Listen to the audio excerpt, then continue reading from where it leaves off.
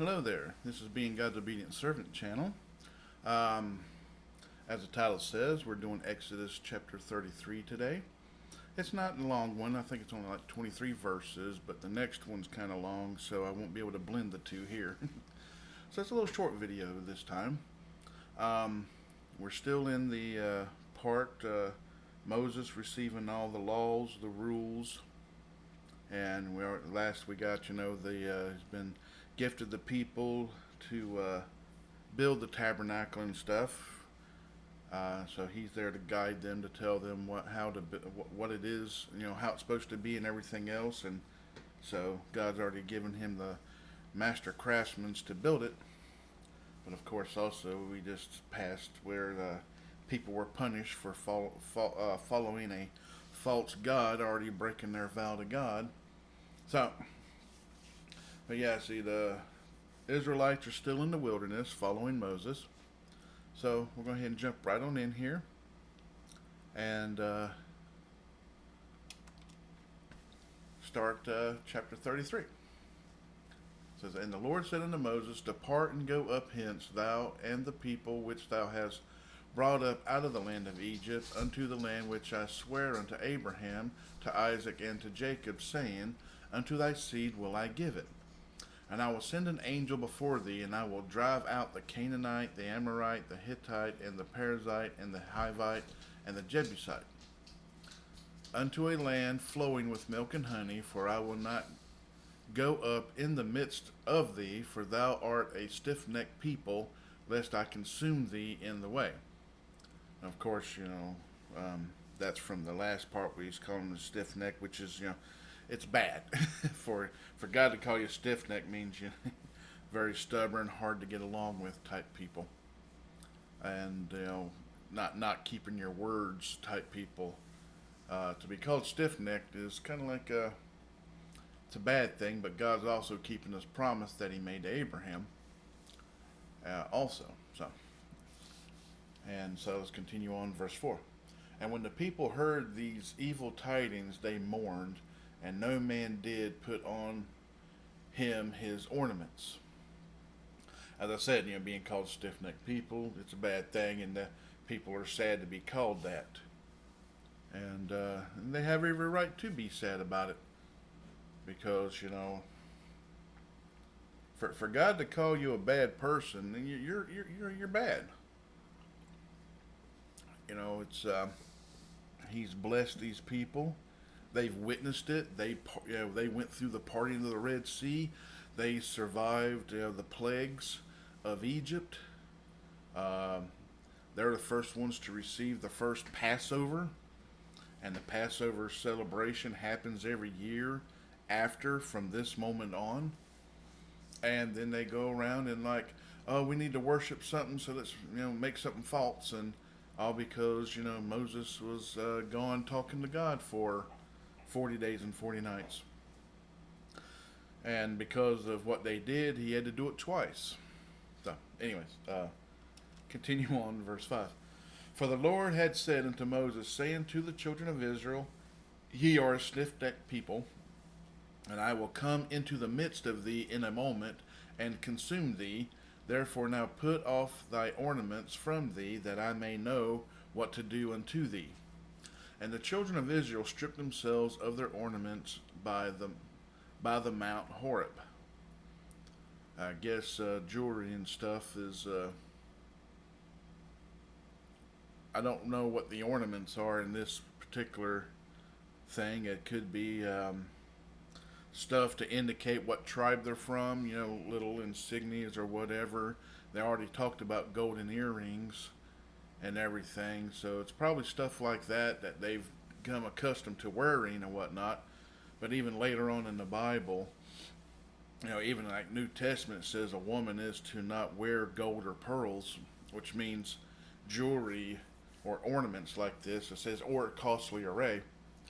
So there's a dress code for this type of stuff, and men are to be humble, which means also you don't do this type of stuff either. You're not sitting there trying to wear ornaments or, to say, hey, look at me, I'm, turn yourself into a giant fishing lure or whatever you're doing. But so I think this might have been the starting of this, where it said strip off your ornaments and stuff, you not to wear them no more. Not really sure here, but yeah, I do know God's against people trying to, you know, make themselves flamboyant, because we're not called to be that. So, anyways, continue on verse 7. And Moses took the tabernacle and pitched it without the camp, afar off from the camp, and called it the tabernacle of the congregation. And it came to pass that every one which sought the Lord went out unto the tabernacle of the congregation, which was without the camp. And it came to pass, when Moses went out into the tabernacle, that all the people rose up and stood, every man at his tent door, and looked after Moses until he was gone into the tabernacle. Now, I think this is where we get a lot of stuff now, like in the courtroom stuff, when the judge comes in, all rise, or it's like you have this, like when you're, praising God or singing praise songs, whatever, in church, you're to rise to do it. It's to show respect. So this is probably where all that started from, was this part right here. So, verse 9. And it came to pass, as Moses entered into the tabernacle, the cloudy pillar descended and stood at the door of the tabernacle, and the Lord talked with Moses. And all the people saw the cloudy pillar stand at the tabernacle door. That cloudy part. it's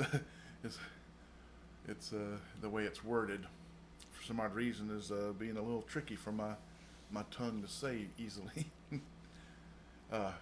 All the people rose up and worshipped, every man in his tent door. And the Lord spake unto Moses face to face, as a man speaking unto his friend. And he turned again into the camp, but his servant Joshua, the son of Nun, a young man, departed not out of the tabernacle. And Moses said unto the Lord, See, thou sayest unto me, Bring up this people, and thou hast not let me know whom thou wilt send with me. Let thou hast said, I know thee by name, and thou hast also found grace in my sight.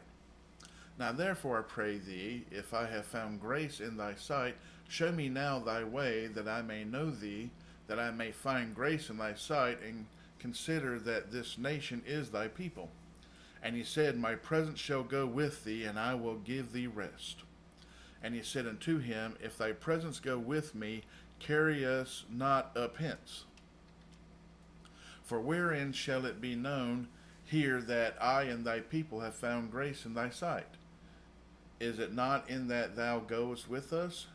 So shall we be separated, I and thy people, from all the people that are upon the face of the earth. And the Lord said unto Moses, I will do this thing also that thou hast spoken, for thou hast found grace in my sight, and I know thee by name. And he said, I beseech thee, show me thy glory. And he said, I will make all my goodness pass before thee, and I will proclaim the name of the Lord before thee, and will be gracious to whom I will be gracious, and will show mercy unto whom I will show mercy. And he said, Thou canst not see my face, for there shall no man see me and live. And the Lord said, Behold, there is a place by me, and thou shalt stand upon a rock.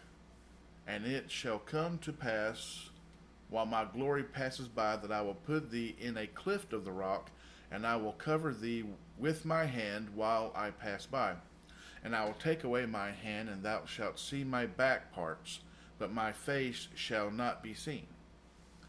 And of course, with this image at the end of this, it shows that this is the end of this chapter.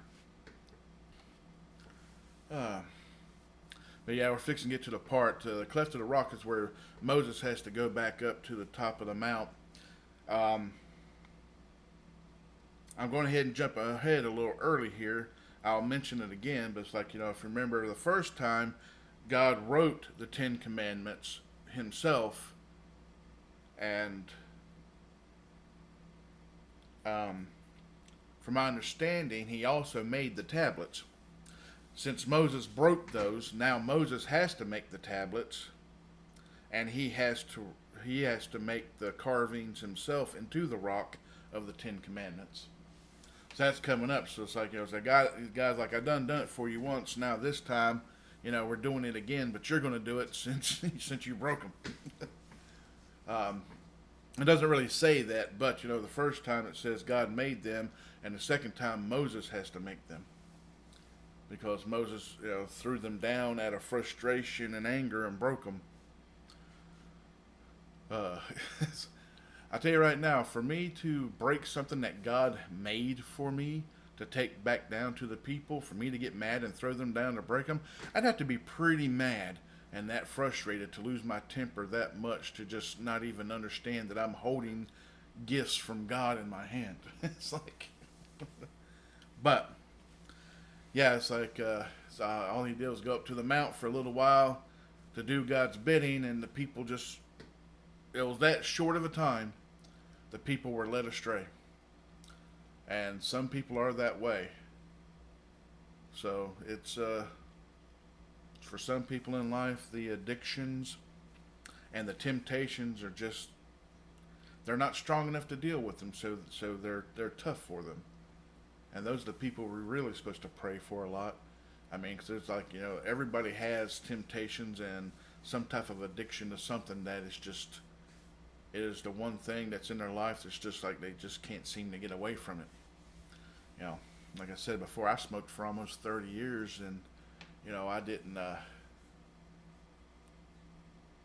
think it was going to be possible to ever quit smoking until I asked God to help me and stuff. And once I took the step forward, God ain't going to do things for you. You got to also help yourself. He will help you, but you got to meet him halfway.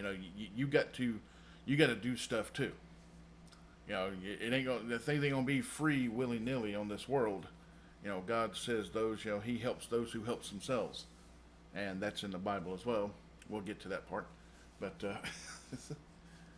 but yeah, so once I finally started taking that step and was serious about quitting and everything else, and just like I prayed before, it's like, hey, I want these things to be disgusting to me. I want to be able to quit them. And lo and behold, now I can't even stand the smell of them. I can't stand being around cigarettes and people smoking and stuff. So, I prayed to God and he answered that prayer, but I'm the one that had to start the whole process. He wasn't going to start it for me. But anyways, it's stuff like that. But as I said, this is a short chapter. I'm going to go ahead and end this one here and get started on verse 34. There's only 40 verses in Exodus. So we're coming, we're closer to the end of Exodus versus the beginning now. Way closer to the end. So we only got, 7 more chapters. So I'm going to go ahead and end this one here. And so until next time, I hope y'all have good blessings. I hope you continue to read the Word yourself and God opens your eyes. As Jesus said, he who has an ear, let him hear. As you read the Word, I hope you hear it and understand it. And God opens your eyes as you read it, opens your mind so you understand it and you consume it, and it just clicks, and then it all starts making sense, and then you feel the Holy Spirit and God more and more the more you study and the more you learn. So until next time, I will have to say goodbye.